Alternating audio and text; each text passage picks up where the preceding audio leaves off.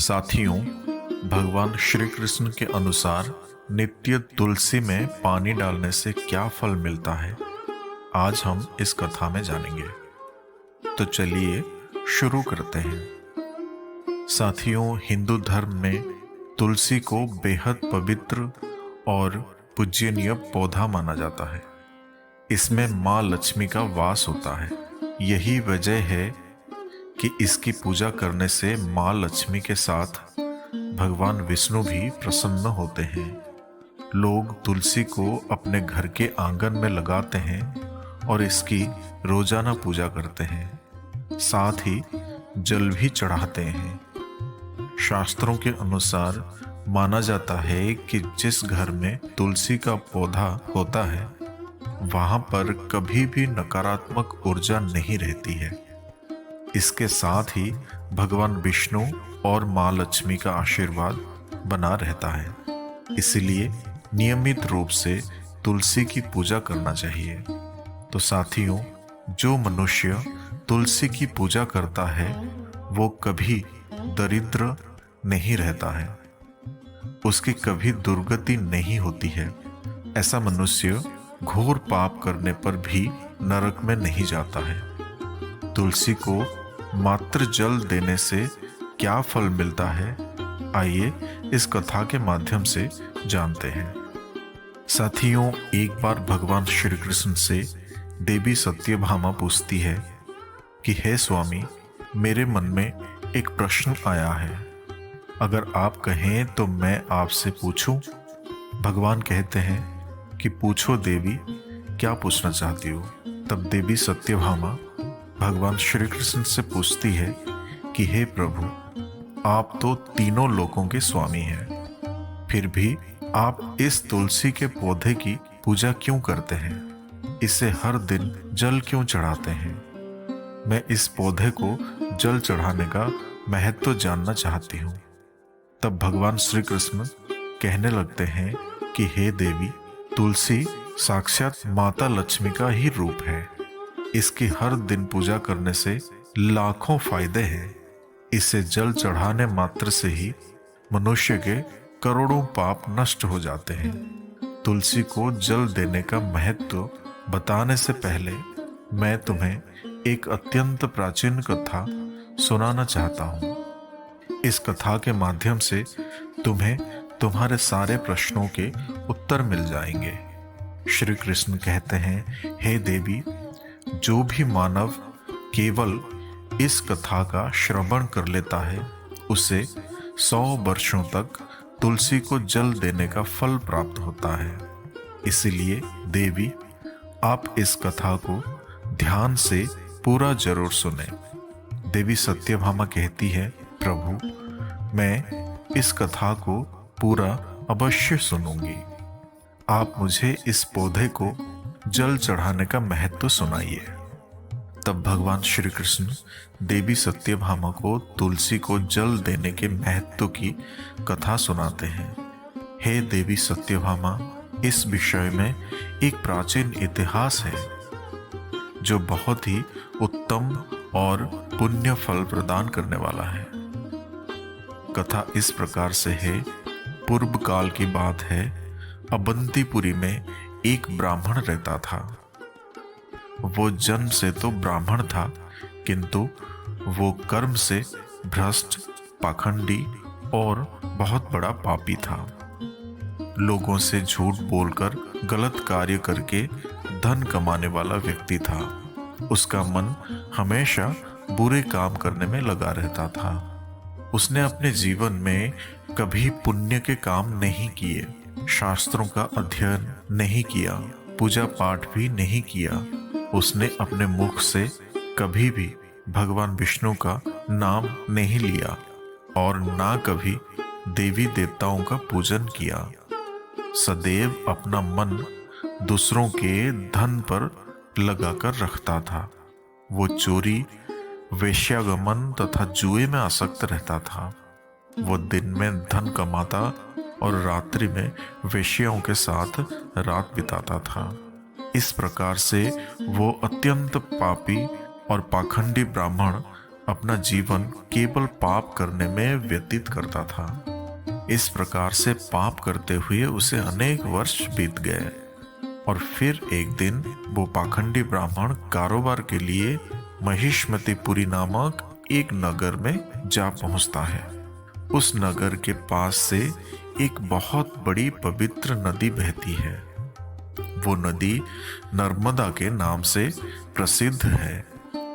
उस स्थान पर दूर दूर से लोग उस नदी में स्नान करने के लिए आते हैं। तो वो ब्राह्मण भी उसी नदी के किनारे एक आश्रम में रुकने का निर्णय लेता है। उस आश्रम में बहुत बड़े बड़े विद्वान पंडित पुराणों का, शास्त्रों का पठन तथा भगवान विष्णु की स्तुति में हमेशा लीन रहते थे। वो ब्राह्मण भी ढोंग करता हुआ झूठ बोलकर वहीं पर उन पंडितों के साथ रुक गया।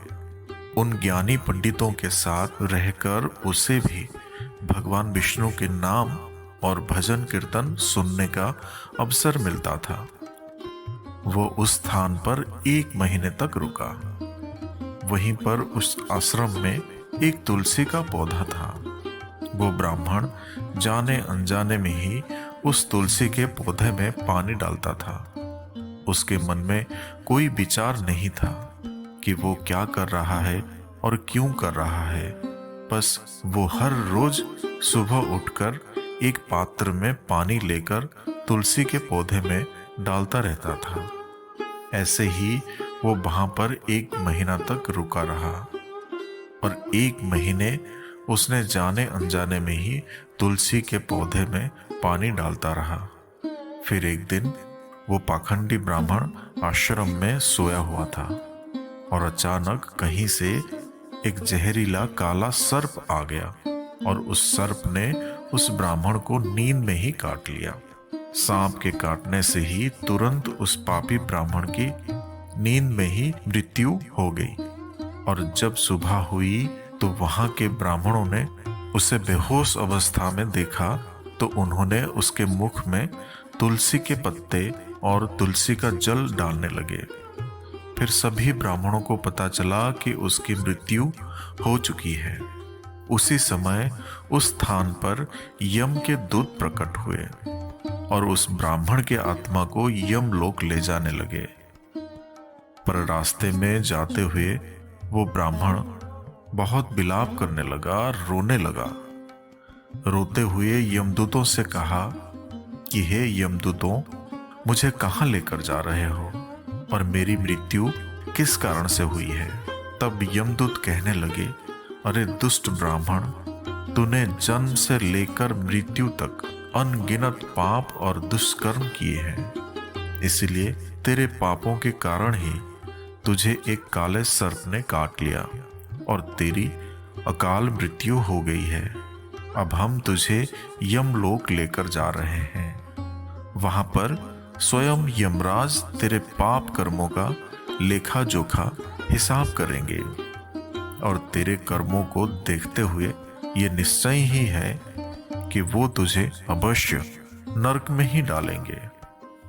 फिर वो ब्राह्मण जोर जोर से रोने लगा और उन यमदूतों से क्षमा याचना करने लगा, किंतु यम के दूतों को उस पर जरा सा भी दया नहीं आई और वो उसे घसीटते पीटते हुए यमलोक लेकर गए। और जब यम के दूत उस ब्राह्मण को लेकर यमराज के सामने पहुंच गए तो यमराज के पास बैठे हुए चित्रगुप्त ने उस ब्राह्मण के जन्म से लेकर मृत्यु तक के कर्मों का लेखा जोखा निकाला और यमराज से कहने लगे, हे महाराज, इस ब्राह्मण ने तो बचपन से लेकर मृत्यु तक सिर्फ और सिर्फ पाप ही पाप किए हैं। इसने अपने पूरी जिंदगी में कभी कोई पुण्य का काम नहीं किया है। ये एक बहुत बड़ा पाखंडी और बहुत बड़ा पापी है। इसलिए इसे कल्प भर के लिए नरक में डाल दिया जाए। फिर यमराज आज्ञा देते हुए दूतों से कहते हैं कि हे दूत, जीवन भर पाप करने वाले इस दुष्ट ब्राह्मण को उठाकर ले जाओ और इसे कुंभी पाक नामक नरक में डाल दो। यमराज के आदेश का पालन करते हुए वे यम के दूत हंसते हुए उस पापी ब्राह्मण को लेकर चले गए और उसे खूब पीटने लगे, जिससे उस ब्राह्मण का सिर फूट गया और वे उसे कुंभी पाक नरक में ले गए। उस भयंकर नरक में खोलते हुए तेल के बड़े बड़े कढ़ाई रखे हुए थे, जिसके नीचे भयंकर आग जल रही थी। फिर यमराज के दूत ने उस ब्राह्मण को उस खोलते हुए तेल के कढ़ाई में डाल दिया, लेकिन जैसे ही वो ब्राह्मण उस खोलते हुए तेल के कढ़ाई में गिरा, वो तेल एकदम से ठंडा पड़ गया। इस विचित्र घटना को देखकर यमराज के दूत को बड़ा आश्चर्य हुआ। ऐसा पहले कभी नहीं हुआ था। उसने कितने ही पापियों को उस तेल के कढ़ाई में डाला था। वे सभी उस खोलते हुए तेल में गिरकर छटपटा लगते थे, लेकिन जैसे ही वो ब्राह्मण गिरा, वो तेल अचानक से शांत और शीतल हो गया। इस आश्चर्य को देखते ही वो यमदूत तीव्र गति से दौड़ता हुआ यमराज के पास पहुंच गया। फिर वो दूत कहने लगा कि हे यमराज, आपने जिस ब्राह्मण को कुंभी पाक में डालने के लिए कहा था, जैसे ही हमने उसे कुंभी पाक नरक में डाल दिया, नरक की अग्नि बुझ गई और वो खोलता हुआ तेल भी ठंडा पड़ गया। फिर यमराज कहते हैं, हे दूत, ये तो बड़ी ही विचित्र घटना है।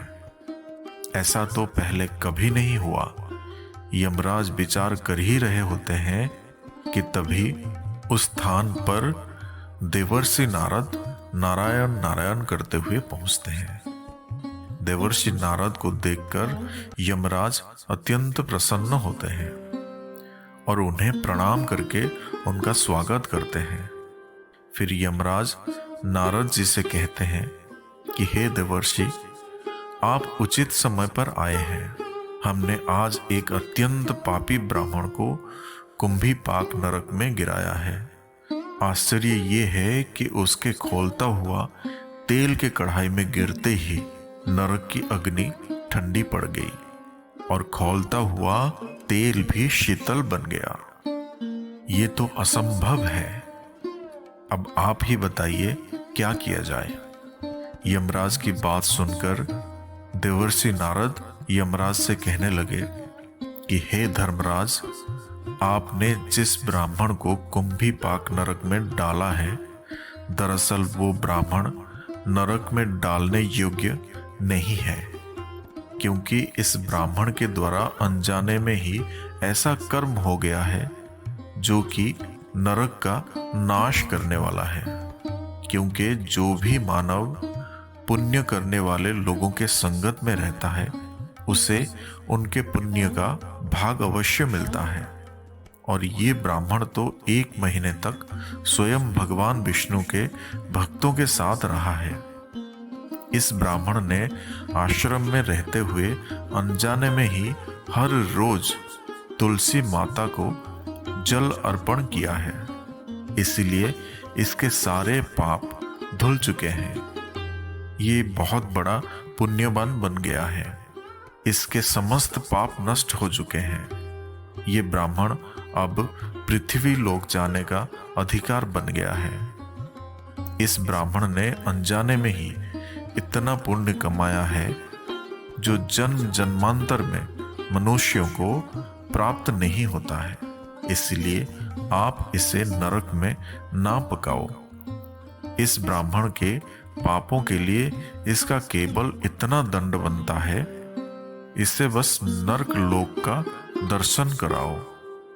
देवर्षि की बात सुनकर यमराज अत्यंत प्रसन्न होते हैं और उस ब्राह्मण को कुंभी पाक नरक से निकालकर ले आते हैं और अपने दूतों से कहते हैं कि हे दूत, इस ब्राह्मण महात्मा को ले जाओ और संपूर्ण नरकों का दर्शन कराओ। फिर यम के दूत उस ब्राह्मण को ले जाते हैं और संपूर्ण नरकों का दर्शन कराने लगते हैं। तो साथियों, भगवान श्री कृष्ण कहते हैं, हे देवी सत्यभामा, इस प्रकार से यम के दूत उस ब्राह्मण को संपूर्ण नरकों का दर्शन कराते हैं और पृथ्वी लोक में ले जाते हैं, और फिर वो ब्राह्मण एक यक्ष बन जाता है। श्री कृष्ण कहते हैं, देवी, जो मानव नियमित रूप से तुलसी की पूजा करता है, तुलसी को जल चढ़ाता है, वो मुझे सबसे अधिक प्रिय होता है। उस मानव की कभी दुर्गति नहीं होती है, वो कभी नरक में नहीं गिरता है।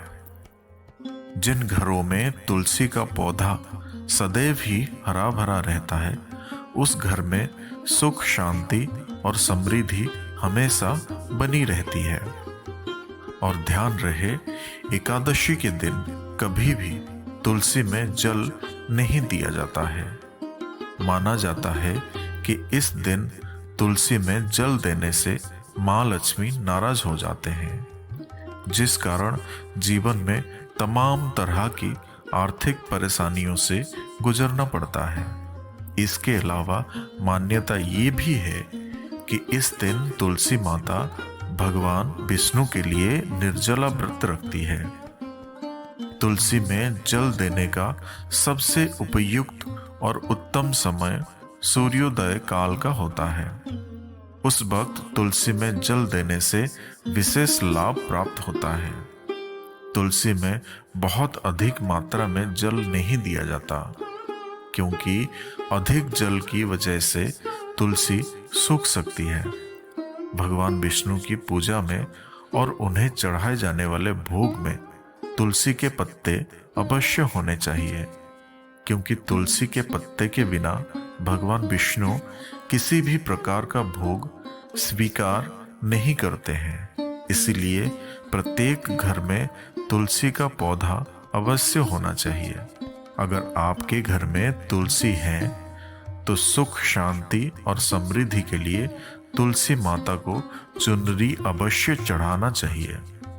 हमेशा ध्यान रहे कि तुलसी का पौधा चुनरी के बिना अधूरा होता है। तुलसी केवल एक पौधा नहीं है, बल्कि वो देवी है, विष्णु पत्नी है। इसलिए तुलसी को चुनरी अवश्य ही चढ़ाना चाहिए। इससे पति पत्नी में प्रेम और विश्वास बढ़ता है। घर में रहने वाली महिलाएं सदा सुहागन और सौभाग्यशाली रहती है। तुलसी को रोजाना जल अर्पित करने से मन को शांति मिलती है, घर में सकारात्मक ऊर्जा का संचार होता है, माँ लक्ष्मी का आशीर्वाद मिलता है और आर्थिक संकटों से मुक्ति मिलती है। जीवन में परेशानियां दूर होती है। तुलसी को चंदन जरूर लगाएं। इससे माँ लक्ष्मी के साथ भगवान विष्णु का साथ मिलता है। तुलसी में देसी घी का दिया अवश्य जलाएं। तुलसी का विवाह भी अवश्य करना चाहिए। इससे मनुष्य के सभी दुखों का अंत होता है और सांसारिक जीवन सुखमय बीतता है। तुलसी के पौधे के पास अपने मुख से अपशब्द नहीं बोलने चाहिए। तुलसी के पास भूल से भी जूते, चप्पल अथवा झाड़ू पोछा नहीं रखना चाहिए। इससे पाप माना जाता है। जहां पर तुलसी का पौधा हो, उस स्थान के आसपास थूकने से घोर अनर्थ होता है। तुलसी के पौधे के पास दीपक जलाने के बाद दीपक को वहां से हटा देना चाहिए, क्योंकि तुलसी के नीचे बुझा हुआ दीपक रखना अशुभ माना जाता है। तुलसी में माँ लक्ष्मी विराजमान होती है और तुलसी भगवान विष्णु को अति प्रिय होती है। इसी को ध्यान में रखते हुए माँ लक्ष्मी और श्री हरि की पूजा करते समय हमेशा तुलसी का उपयोग करना आवश्यक है। साथ ही पूजा करते समय और तुलसी में जल अर्पित करते समय ओम का जाप जरूर करना चाहिए। ध्यान रहे, तुलसी के पौधे को नाखून से नहीं तोड़ना चाहिए। इससे तुलसी का अपमान होता है। यदि तुलसी के पत्ते सूख कर गिर जाते हैं तो उन्हें कचरे में नहीं फेंकना चाहिए। उन पत्तों को आप तुलसी की मिट्टी में ही दबा दें। रविवार के दिन तुलसी के पत्ते नहीं तोड़ने चाहिए। रविवार को तुलसी में जल अर्पित नहीं किया जाता है। ऐसा इसलिए क्योंकि मान्यता है कि इस दिन तुलसी माता विश्राम करती है। बाकी अन्य दिन हर रोज बिना भूले तुलसी को सुबह जल अवश्य देना चाहिए और शाम के समय एक दीपक जलाना चाहिए। तुलसी के पास जल से भरा हुआ पात्र भी नहीं रखना चाहिए। जिस स्थान पर तुलसी का पौधा होता है उस स्थान को हमेशा ही स्वच्छ रखना चाहिए। इसलिए नियमित रूप से तुलसी के पौधे के पास साफ सफाई का ध्यान रखें। याद रहे कि तुलसी के पौधे में शिवलिंग और गणेश जी की प्रतिमा नहीं रखनी चाहिए। साथ ही तुलसी के गमले में अन्य किसी भी प्रकार का पौधा भी लगाना अशुभ होता है। तुलसी के पौधे के पास कपड़े भी नहीं सुखाने चाहिए, अन्यथा कपड़ों से गंदा पानी तुलसी के पौधे पर गिर सकता है। अक्सर महिलाएं स्नान के बाद अपने बाल खुले रखकर ही तुलसी को जल देती हैं। ऐसा करना गलत होता है। महिलाओं को हमेशा ही अपने बाल बांधकर माथे पर सिंदूर लगाकर तुलसी में जल देना चाहिए। इससे तुलसी का आशीर्वाद प्राप्त होता है। शास्त्रों के अनुसार मासिक धर्म के दौरान महिलाओं को तुलसी के पौधों में पानी नहीं डालना चाहिए और तुलसी को स्पर्श करना भी वर्जित है। घर में तुलसी का पौधा लगाते समय ध्यान रहे कि इसके लिए गंदी मिट्टी का उपयोग ना करें। इससे तुलसी माँ रूठ जाती है और सूखने लगती है। तुलसी का पौधा कभी गंदे स्थान पर नहीं लगाना चाहिए।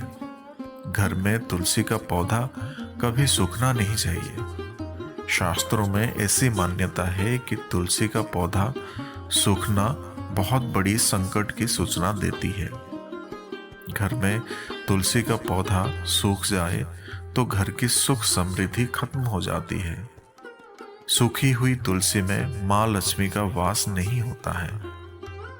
तुलसी को बिना स्नान किए जल नहीं देना चाहिए और पैरों में चप्पल आदि पहनकर भी तुलसी को जल चढ़ाना अशुभ माना जाता है। तुलसी को जल देते समय ध्यान रहे कि वो जल आपके पैरों पर ना पड़े, इससे तुलसी का अपमान होता है। तुलसी के पौधे में जल देते समय हमेशा इस बात का ध्यान रखना कि आपने बिना सिलाई का एक वस्त्र पहना हुआ है। सिले हुए कपड़े पहनकर तुलसी में जल देने से लाभ प्राप्त नहीं होता है। श्री कृष्ण कहते हैं, नित्य तुलसी के दर्शन से ही मनुष्य को स्वर्ग की प्राप्ति होती है और तुलसी पत्र के सेवन से ही उसके सभी पाप नष्ट हो जाते हैं। तुलसी का पौधा हमेशा ही घर के सामने लगाना चाहिए। तुलसी को कभी भी दक्षिण दिशा में नहीं रखना चाहिए। इस दिशा में तुलसी को रखने से नकारात्मक ऊर्जा बढ़ने लगती है। साथ ही इस दिशा में तुलसी रखने से नुकसान हो सकता है। इसे पूर्व अथवा उत्तर दिशा में लगाना सबसे अधिक शुभ होता है। तुलसी का पौधा घर की छत पर नहीं होना चाहिए क्योंकि इससे घर में कलह की स्थिति उत्पन्न हो सकती है। इसके अलावा तुलसी के साथ किसी भी कांटेदार पौधे को भी नहीं लगाना चाहिए। दरअसल इसे अशुभ माना जाता है। ऐसे पौधों से नकारात्मक ऊर्जा निकलती है। शास्त्रों में कहा गया है, जिन पौधों से हरी भरी कलियों की उत्पत्ति ना हो, उसके स्थान पर कांटे निकलते हो, तो ऐसे पौधों को तुलसी के पास कभी नहीं रखना चाहिए। शास्त्रों में केले के पौधे का विशेष महत्व बताया गया है। अगर तुलसी के पास केले का पेड़ लगा देते हैं तो कई गुना अधिक लाभ प्राप्त होंगे। केले के पेड़ में भगवान विष्णु का वास होता है। इसे तुलसी के पास लगाने से घर में सुख समृद्धि आती है। तुलसी के पौधे में शालिग्राम भी अवश्य रखना चाहिए। तुलसी के गमले में शालिग्राम रखने से तुलसी का और भी अधिक शुभ प्रभाव आपको देखने को मिलेगा। शालिग्राम भगवान विष्णु का निराकार रूप माना जाता है। ये काले रंग का पत्थर होता है जिसे विलक्षण और मूल्यवान माना जाता है। इसे अगर तुलसी के गमले में रखेंगे तो आपके घर से संपूर्ण नकारात्मक ऊर्जा नष्ट हो जाएगी। तो साथियों, इस प्रकार से भगवान श्री कृष्ण ने देवी सत्यभामा को तुलसी के पौधे को जल देने का महत्व बताया है और घर में तुलसी का पौधा लगाने के नियम भी बताए हैं। आशा करते हैं आप सबको ये कथा अच्छी लगी होगी। ये कथा अच्छी लगी हो तो कृपया करके चैनल को सब्सक्राइब और वीडियो को लाइक और शेयर करें। तो फिर मिलेंगे साथियों अगले वीडियो में।